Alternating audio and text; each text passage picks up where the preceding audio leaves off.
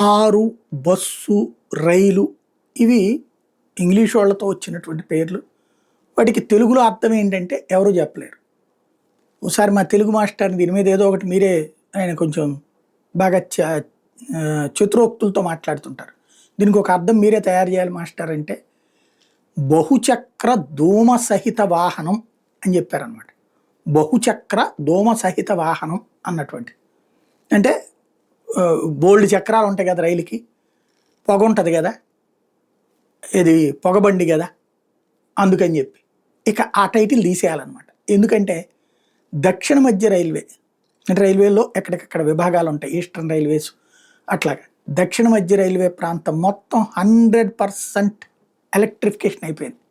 మొన్న నరేంద్ర మోడీ అమరావతి ప్రారంభోత్సవ సభకు వచ్చినప్పుడు చెప్పింది అదే, 100% ఎలక్ట్రిఫికేషన్ పూర్తి చేశాం. ఇప్పుడు దానివల్ల ఏ బండి దగ్గర పొగరాదు. బొగ్గు ఇంజన్లు ఎప్పుడో పోయినాయి, తర్వాత డీజిల్ ఇంజన్లు వచ్చినాయి, అవి ఇప్పుడు అవసరం లేదు. పూర్తిగా కరెంట్ ఆధారితమైనటువంటి ప్రాంతం ఇప్పుడు దక్షిణ మధ్య రైల్వే. ఇది తాజాగా అధికారికంగా ప్రకటించారు.